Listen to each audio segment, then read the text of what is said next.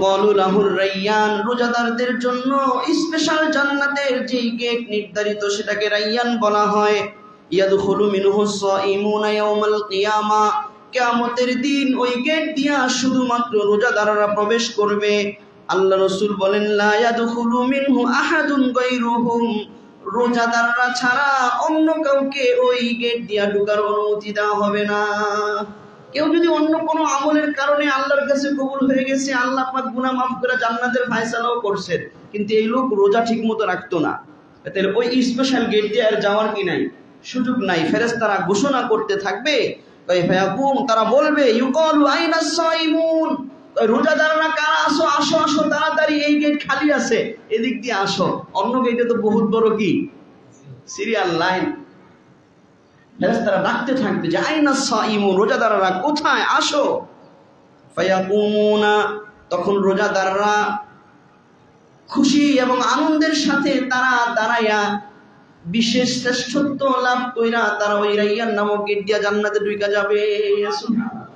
যখন রোজাদাররা ঢুকা শেষ হবে, ওই দরজাটাকে বন্ধ করে দেওয়া হবে, বাকিরা সিরিয়াল ধরে অন্য দরজা দিয়ে আসে।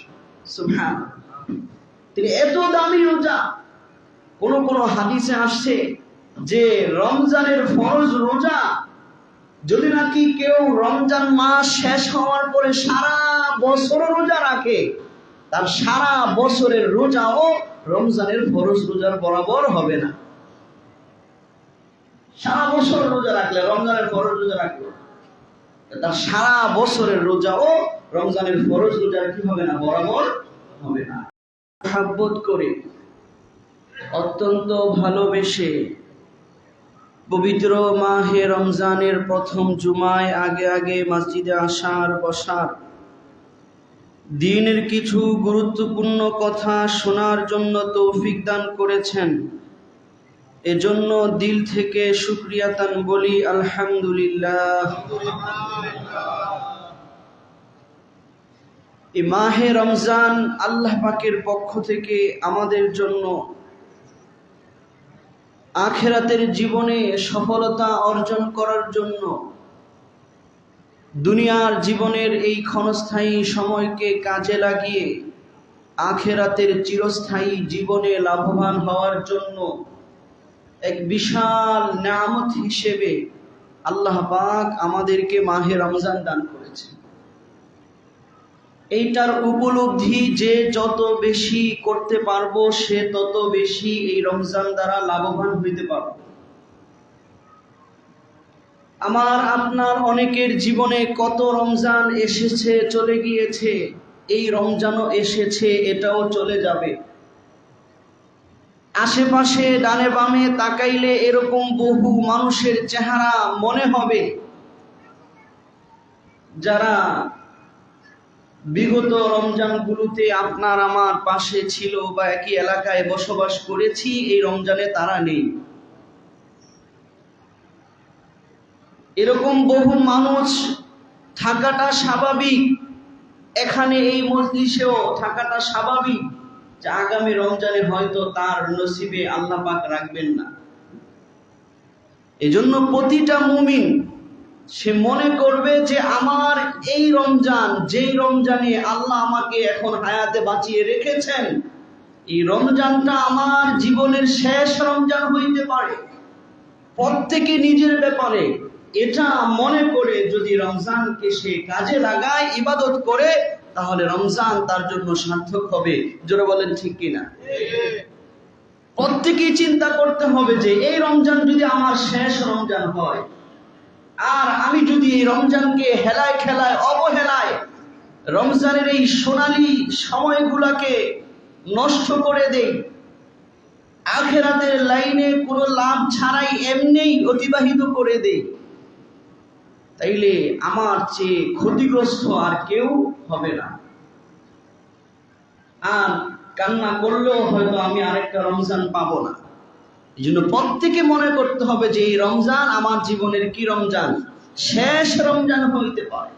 আল্লাহর ওলিরা, বুজুর্গরা, সালফে সালিহিনরা এইভাবেই প্রতিটা রমজান অতিবাহিত করে। শুধু প্রতি রমজান না, বুজুর্গরা প্রতিটা দিন এইভাবে অতিবাহিত করে। যে আজকের এই দিনটা হয়তো আমার জীবনের শেষ দিন। এজন্য এক বুজুর্গের ঘটনাও বর্ণিত আছে। কিছু লোক পরীক্ষা করার জন্য যে আমাদের জামানায় কে সবচেয়ে বেশি বড় বুজুর্গ, পরীক্ষা করার জন্য এক এক বুজুর্গের কাছে গিয়া এক এক প্রশ্ন করেছে। যা সবাইকে একটা প্রশ্ন করেছে যে আজকে যদি আপনার নিশ্চিতভাবে জানতে পারেন যে এই মাসটাই বা এই দিনটাই আপনার জীবনের শেষ দিন, বা আগামী 1 মাস পরে আপনার মৃত্যু হবে, তাইলে আপনি কি আমল করবেন? তো কোন বুজুর্গ বলছে যে আমি সারা মাস রোজা রাখবো, কোন বুজুর্গ বলছে যে আমি সব সময় কোরআন তেলাওয়াতে কাটাবো, কেউ বলেছে আমার সম্পদের এই অংশ আল্লাহ রাস্তায় দান করে দিব, মসজিদ মাদ্রাসায় ইত্যাদি ইত্যাদি। কিন্তু ওই জমানার সবচেয়ে বড় বুজুর্গের কাছে যখন গিয়েছে, ওনাকে যখন জিজ্ঞেস করা হয়েছে যে হযরত, আপনি যদি জানতে পারেন যে আগামী 1 মাস পরে আপনার ইন্তেকাল হবে, তাহলে আপনি কি আমল করবেন? তাহলে আমরাও আপনার থেকে শিখতাম। হযরত বলে আমি এখন যা করি তাই করব। কি করে? এখন যা করি তাই করব। সবাই আশ্চর্য হয়েছে। অনেক বুজুর্গরা তো অনেক বড় বড় আমলের কথা বলছেন, আপনি বিশেষ কিছুর কোনো কথা বললেন না, কারণ কি? তিনি জবাব দিছে, তুমি তো আমারে 1 মাস সময় দিছ, আমি তো 1 সেকেন্ড সময় নিয়েও চলি না। আমি তো 1 সেকেন্ড সময় নিয়েও চলি না। আমি প্রতি মুহূর্তে মৃত্যুর প্রস্তুতি নিয়ে, মৃত্যু আমার আসবে নিশ্চিত যাই না আমল করি। তাহলে আমি 1 মাসের জন্য কি আমল বাড়াবো? সুবহানাল্লাহ। আমরা যদি আমাদের এই রমজানটাকে এইভাবে চিন্তা করি যে না, আমার এই রমজান আমার সবচেয়ে শেষ রমজান হইতে পারে, যে আমার এই রমজানের রোজাগুলো যেন সবচেয়ে ভালো রোজা হয়, সবচেয়ে নেক আমলের সাথে হয়, আমার এই রমজানে যেন সবচেয়ে বেশি দান খয়রাত হয়, আমার এই রমজানে যেন সবচেয়ে বেশি তেলাওয়াতের মধ্যে কোরআনের সাথে, যেহেতু রমজানের একটা গভীর সম্পর্ক, আমি এই রমজানের সবচেয়ে বেশি কোরআনের পিছনে যেন আমার সময় কাটে।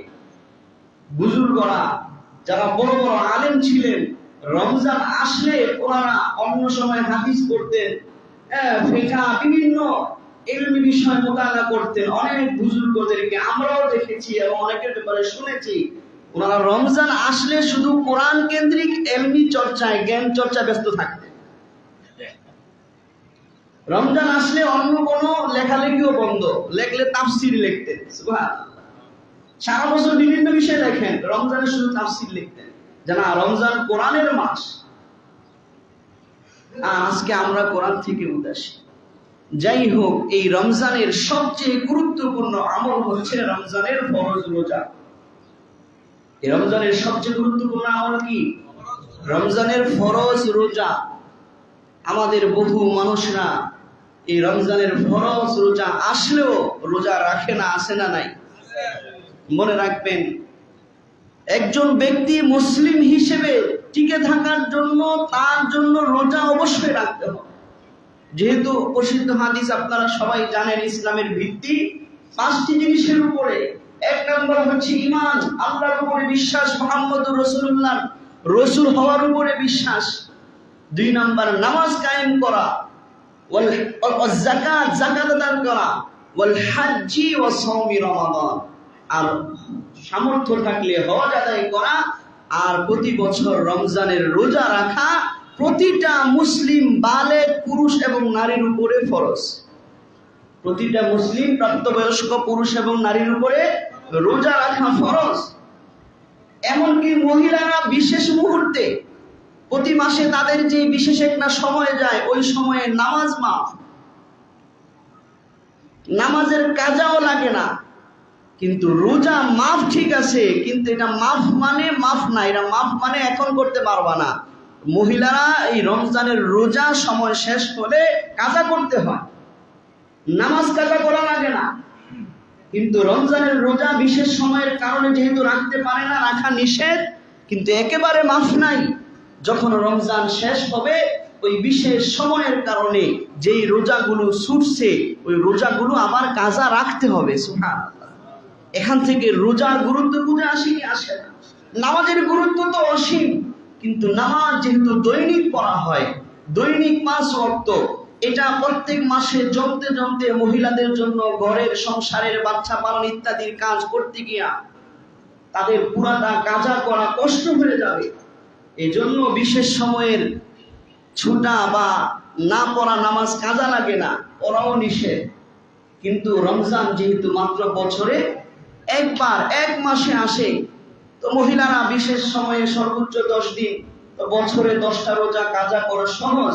এই জন্য এই দিক থেকে, সব দিক থেকে না, এই দিক থেকে রোজার গুরুত্ব নামাজ থেকেও বেশি। জোরে বলেন ঠিক কিনা? কারণ মহিলারা বিশেষ সময়ে নামাজ কাজা লাগে না, কিন্তু বিশেষ সময়ের ছুটে যাওয়া রোজার কি লাগে? কাজা লাগে। তাইলে আমরা আমাদের সমাজে অনেক মায়েরা মেয়ে বিবাহ দিবে, যুবতী, এখন তারা রোজা রাখতে দেয় না, স্বাস্থ্য নষ্ট হয়ে যাবে, নাউজুবিল্লাহ। সন্তান প্রাপ্তবয়স্ক হয়ে গেছে, 18 বছরের যুবক, মা বাবা আদর করে তারা সময় রাখে যে স্বাস্থ্য নষ্ট হয়ে যাব, রোজা রাখিস না, অথচ বুড়া বুড়ি ঠিকই রোজা রাখে। এগুলো আমাদের সমাজের ইসলাম সম্পর্কে অজ্ঞতা। জোরে বলেন ঠিক কিনা? যেরকম দেখবেন অনেক বৃদ্ধ মহিলারা ঠিকই পর্দা করছে, বোরকা পরছে, সাথে যুবতী মাইয়ারে বেপর্দা হাঁটায় নিয়ে যায়, আছে না নাই? অথচ বৃদ্ধ মহিলা এমন বৃদ্ধ হয়ে গেছে যেই বয়সে তাকে দেখলে কারো খারাপ কোনো চিন্তা আসবে না, আর ওই সময় তার পর্দা করাটা জরুরিও না। কিন্তু আমাদের দেশের দিনদার মহিলারা ওরকম বয়স হয়ে গেল, যেহেতু সারা জীবন অভ্যস্ত, ওই সময় পর্দা করে। আমি বুঝাইতেছি যে যার করা দরকার ছিল তারে কি খুইলা নেওয়া যায়। রোজার ক্ষেত্রে এরকম করে মা বাবা ঠিকই রাখতেছে, সন্তানকে আদর করে রোজা রাখায় না, না রাখতে উদ্বুদ্ধ করে। এই মা বাবা নিজেও জাহান্নামে যাওয়ার রাস্তা তৈরি করতেছে, আর সন্তানকেও জাহান্নামের রাস্তা দেখাইতেছে। এই জন্য মনে রাখবেন, আপনার আমার সন্তানকে ইনশাআল্লাহ আমরা রোজা, ফরজ রোজা রাখার জন্য বলবো। রাজি আছি ইনশাআল্লাহ? তার কারণ হচ্ছে ফরজ রোজা এত দামি রোজা, যে রোজার ব্যাপারে আল্লাহ তাআলা বলেছেন সাওমুলি ওয়া আনা আজিজি বিহি। আল্লাহ তাআলা বলেন যে ফরজ রোজা হচ্ছে আমি আল্লাহর জন্য, আমি আল্লাহ এর বদলা দিব। সুবহানাল্লাহ। অন্য আমলের বদলা আল্লাহ দেন 10 দেন, কাউকে সামিমিয়াতি দিফিন 700 পর্যন্ত দেন একটার বদলায়। আল্লাহ বলছেন যে রোজা এরকম না, এটা 10 না 700 না, আমি আল্লাহ কি দিব এটা আমি আল্লাহ জানি। সুবহানাল্লাহ। আল্লাহ যত বড়, তার দেওয়া বিনিময় বদলাও কি তত বড় হবে। 700 আর 10 গুণ তার ধারে কাছেও আসতে পারবে না। জোরে বলেন ঠিক কিনা? এত ফজিলতপূর্ণ রোজা কিভাবে আমার না? ফরজ রোজা এত দামি রোজা, আল্লাহ রাসূল সাল্লাল্লাহু আলাইহি ওয়াসাল্লাম এই কথা বলেছেন, ইন্না ফিল জান্নাতি বাব, নিশ্চয়ই জান্নাতে এমন একটা বিশেষ দরজা রয়েছে, ইউকালু লাহুর রায়্যান, যেই দরজাটাকে রায়্যান নামে ডাকা হয়। অর্থাৎ যারা রোজাদার তাদের জন্য জান্নাতে আল্লাহ পাক স্পেশাল একটা গেটের ব্যবস্থা করেছেন। সুবহানাল্লাহ। তো তাদের সম্মানার্থে, মর্যাদার জন্য রোজার গুরুত্ব বুঝাইতে গিয়া ফরজ রোজা, যারা ফরজ রোজা নিয়মিত রাখবে তাদের জন্য আল্লাহ পাক একটা স্পেশাল জান্নাত রাখবেন, যেই জান্নাতের দরজা রাখবেন, গেট, যেটার নাম হচ্ছে রায়্যান। সুবহানাল্লাহ। যার অর্থ হচ্ছে পরিতৃপ্ত। আল্লাহ রাসূল বলতেছেন ইউকালু লাহুর রায়্যান, রোজাদারদের জন্য স্পেশাল জান্নাতের যে গেট নির্ধারিত সেটাকে রায়্যান বলা হয়। ইয়াদখুলু মিনহুস সাইমুনা ইয়াউমাল কিয়ামা, কিয়ামতের দিন ওই গেট দিয়া শুধুমাত্র রোজাদাররা প্রবেশ করবে। আল্লাহ রাসূল বলেন লা ইয়াদখুলু মিনহু আহাদুন গায়রুহুম, রোজাদাররা ছাড়া অন্য কাউকে ওই গেট দিয়া ঢোকার অনুমতি দেওয়া হবে না। কেউ যদি অন্য কোনো আমলের কারণে আল্লাহর কাছে কবুল হয়ে গেছে, আল্লাহ পাক গুনাহ মাফ করে জান্নাতের ফয়সালাও করছেন, কিন্তু এই লোক রোজা ঠিকমতো রাখতো না, তাহলে ওই স্পেশাল গেট দিয়ে আর যাওয়ার কি নাই, সুযোগ নাই। ফেরেশতারা ঘোষণা করতে থাকবে, তারা বলবে ইউকালু আইনাস সাইমুন, রোজাদাররা কারা আসো, আসো আসো তাড়াতাড়ি, এই গেট খালি আছে, এদিক দিয়ে আসো। অন্য গেটে তো বহুত বড় কি সিরিয়াল লাইন। ফেরেশতারা ডাকতে থাকবে যে আইনা সাইমুন, রোজাদাররা কোথায়, আসো। ফায়াকুমুনা, তখন রোজাদাররা খুশি এবং আনন্দের সাথে তারা দাঁড়াইয়া বিশেষ শ্রেষ্ঠত্ব লাভ কইরা তারা ওই রাইয়ান নামক গেট দিয়া জান্নাতে ঢুকা যাবে। যখন রোজাদাররা ঢুকা শেষ হবে, ওই দরজাটাকে বন্ধ করে দেওয়া হবে, বাকিরা সিরিয়াল ধরে অন্য দরজা দিয়ে আসে। সুবহানাল্লাহ। তিনি এত দামি রোজা। কোন কোন হাদিসে আসছে যে রমজানের ফরজ রোজা যদি নাকি কেউ রমজান মাস শেষ হওয়ার পরে সারা বছর রোজা রাখে, তার সারা বছরের রোজাও রমজানের ফরজ রোজার বরাবর হবে না। সারা বছর রোজা রাখলে, রমজানের ফরজ রোজা রাখলে, তার সারা বছরের রোজাও রমজানের ফরজ রোজার কি হবে না, বরাবর হবে না। এই জন্য আমরা ইনশাআল্লাহ সকলেই রোজা রাখবো। রাজি আছি ইনশাআল্লাহ? এই মাহে রমজানের আরেকটা বিশেষ আমল বলে শেষ করে দিব, সময় শেষ। রমজানের আরেকটা বিশেষ আমল হলো কোরআন নিয়ে ব্যস্ত থাকা আর বেশি বেশি দান সদকা করা। কারণ এই হাদিসে জানা যায়, বুখারী সহ একাধিক হাদিসে আল্লাহ রাসূল বলেন, আল্লাহ রাসূল বলেন কানা আজওয়াদান নাসি, আল্লাহ রাসূল বেশি দানশীল ছিলেন। ওয়া আজওয়াদা মা ইয়াকুনু ফি রমাদান, তবে রমজান মাস যখন আসতো আল্লাহ রাসূলের দানশীলতা বাইরে যাইতো। কেন? কোরআনের খাতিরে। কেন? রমজানের প্রতি রাতে যখন জিবরিল আলাইহিস সালাম আল্লাহ রাসূলের কাছে আসতেন, রমজান উপলক্ষে পুরা কোরআন দাওয়াত করতেন।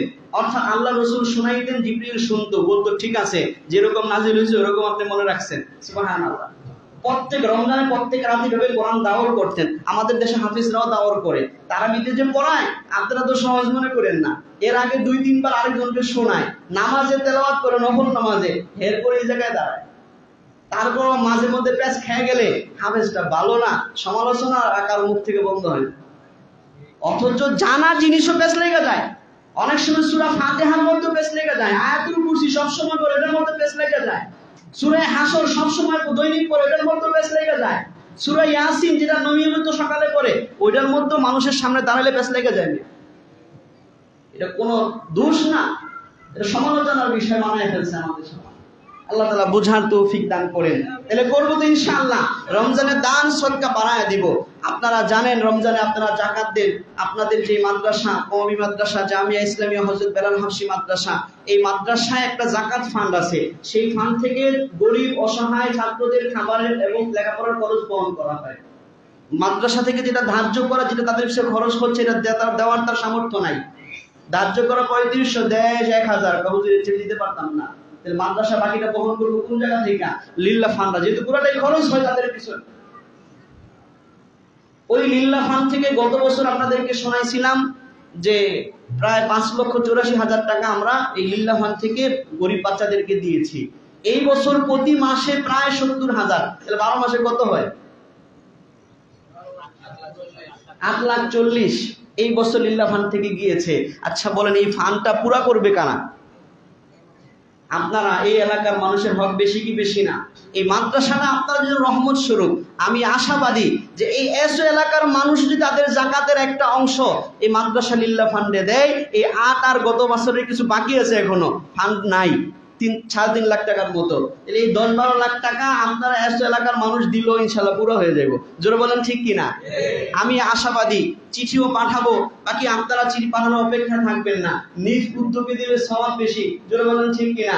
ইনশাল্লাহ নিজের ইচ্ছায় যে আমার জাকাত আসছে 2 লাখ, 1 লাখ মাদ্রাসায় গোপনে দিয়ে দিলাম। কারণ মাদ্রাসায় জাকাত দিলে ডবল সওয়াব। জাকাতও আদায় হইতেছে যেহেতু গরিব বাচ্চা, আবার আপনার জাকাত খাইয়া সে আলেম হইতেছে। আমি অনেক সময় বলতে লজ্জা করি না, আমিও এক সময় আমার বাবা, আমি যখন মাদ্রাসায় পড়ি, বাবা মারা গেছে, তো বাইরে কোনো মতে খরচ দিয়ে লেখাপড়া করাইছি, মাদ্রাসায় আমিও জাকাত খাই আলেম হয়েছি। এখন আলহামদুলিল্লাহ জাকাত দেই, এখন আলহামদুলিল্লাহ কিছু হইলেও দেই, আপনার মতো বেশি দিতে পারি না। তাইলে লাভ আছে না নাই? মাদ্রাসায় জাকাত দিলে 2 লাভ, আপনার জাকাত নিয়ে আলেম হইতেছে, আবার আপনার জাকাতও আদায় হইতেছে। আল্লাহ তাআলা আমাদেরকে তৌফিক দান করেন। ও আখিরি দাওয়ানা আলহামদুলিল্লাহি রাব্বিল আলামিন।